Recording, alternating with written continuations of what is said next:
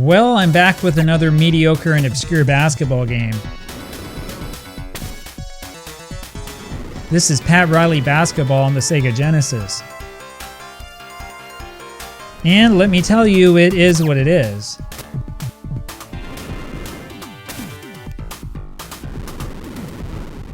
But you know, it's really not an awful game. In fact, the more that I played this game, the more impressed that I was by it, and the more I wanted to get stuff to work right. But let's look at some of the history behind this game first. In the beginning, there was the Sega Master System. Actually, the original Master System was this, the SG-1000, which is a relatively primitive system that was only released in Japan. That system eventually became the SG-1002, which was released in mid-1984 in Japan with controllers that looked more like the Famicom controllers. And in 1985, that turned into the Mark III, which is what eventually became the Sega Master System. Okay, chances are that you probably never owned a Sega Master System, and you probably have never met anybody who owned a Sega Master System. That's because the Sega Master System was largely a failure, especially in North America. The reason for the failure of the system is that there weren't a whole ton of those must-play games. Now, I don't mean to say that there weren't fun games. Alex Kidd, for example, is actually a pretty good game. There are a few little programming issues, but the game is actually good for something obscure that really didn't sell all that well. But you know, Sega of America was really in trouble, especially when Tonka, the company they were using to do North American distribution, decided that certain hit Japanese games shouldn't come over to North America. I mean, how are you going to get people to buy your system if the best games can't come out in the US because this stupid company says that it shouldn't come out? Anyway, when it was time for the Sega Genesis to come along, Sega really needed a different plan for the North American market. Sega knew that it had a potential winner in the 16-bit Japanese console Mega Drive, but it needed a better distribution deal for North America. And so Sega originally started talks with whatever was left of Atari's gaming division. Atari wound up passing on the Genesis, preferring instead to work on the Atari ST computer. However, Sega managed to siphon off this man, Michael Katz, who was president of Atari's Entertainment Electronics division and who later became the CEO of Sega of America. Now, Michael Katz was no dummy. He knew that he needed an ad campaign that would get attention, and what he came up with in the end is famous to this day. The Genesis Does What Nintendo Don't campaign has become a legendary meme over the years. The thing is though, that advertisements like these were all over the place in gaming magazines, and they were pretty effective if you're interested in video game marketing, that is. I mean, Sega's original advertising campaign was okay, but taking that direct dig at Nintendo really upped the stakes. And they made sure to remind you everywhere, Genesis does what Nintendo don't. And down here, you can't do this on Nintendo.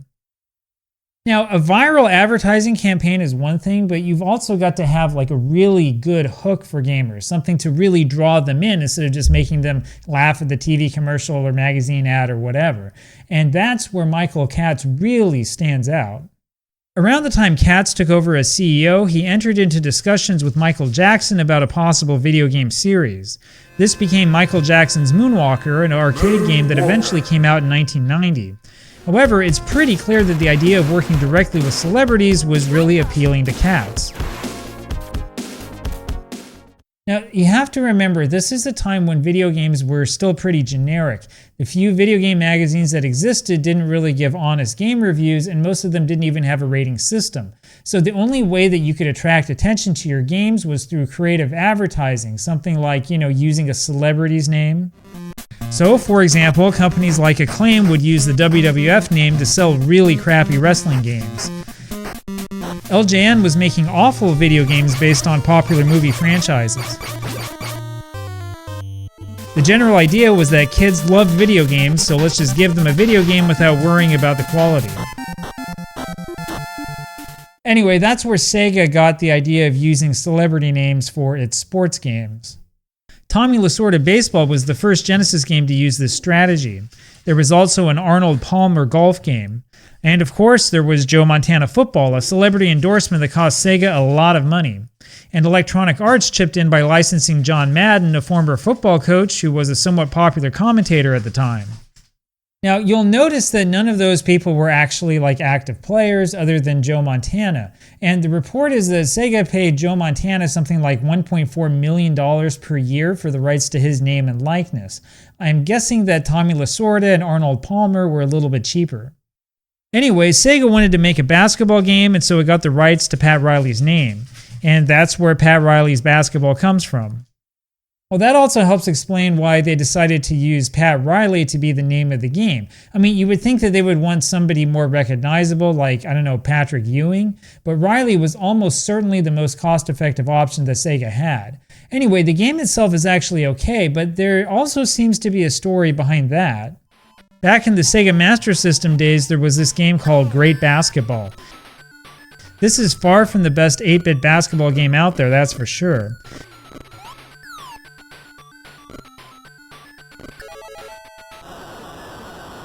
It plays by the international rules instead of the NBA rules.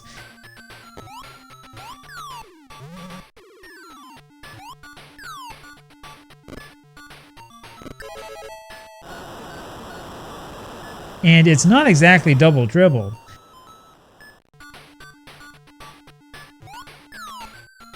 However, it's also not an awful game. In fact, this one's kind of fun. And I'll admit it, I do like the halftime show. Anyway, Pat Riley's Basketball on the Genesis is basically a 16-bit remaster of Great Basketball. There are some added features, but it's basically the same game. I mean, there are some cool things. You can choose zone defense or man-to-man, for example. But the game itself is pretty simple.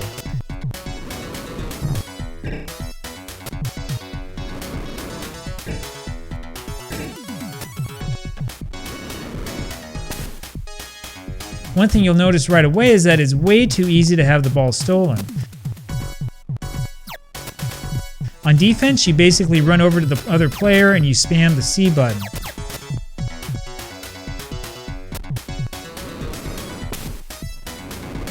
But the problem is that the C button is passing when you're on offense. If you're not careful, you'll throw the ball away right after you steal it.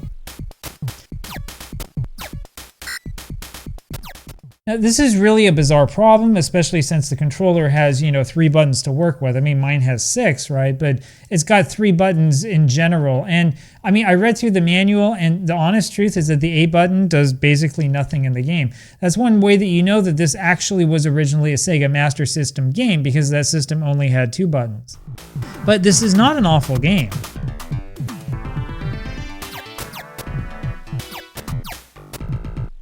Actually, the dunk animations are pretty cool.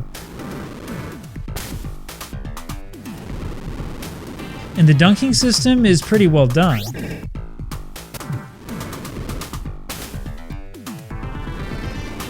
Now, defending dunks is a system that needs to be fixed.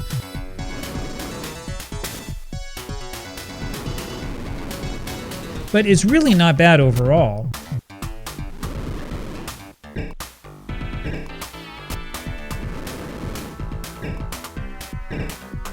Even 3-point shooting gives you a pretty interesting animation, though you'll probably miss.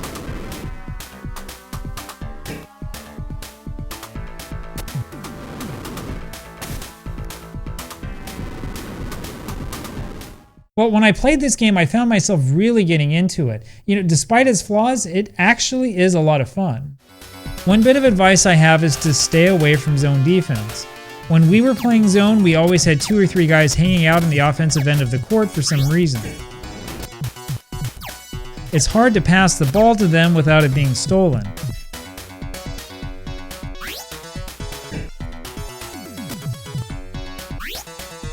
And of course, we could have used their help on defense.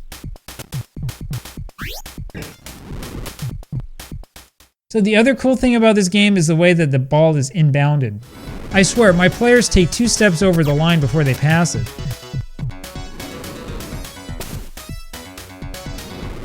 The ref never calls a violation, though.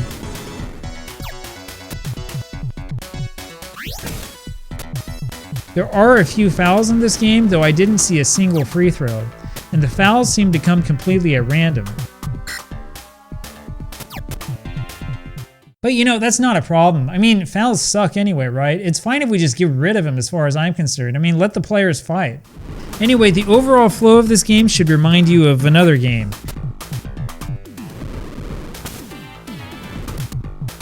It feels a lot like Double Dribble.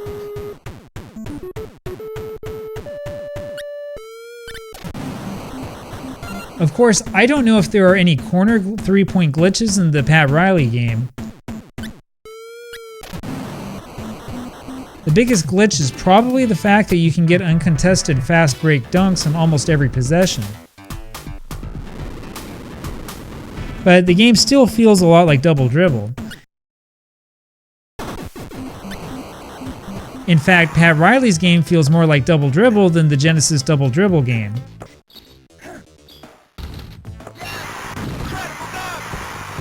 And the halftime show is really good. They did a really good job with this.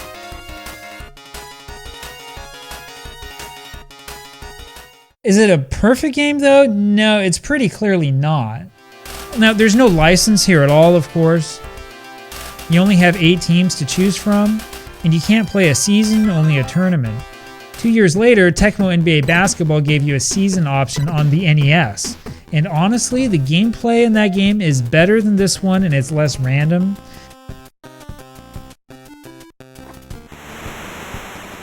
But don't totally overlook the Pat Riley game. It's the sort of game that can really grow on you.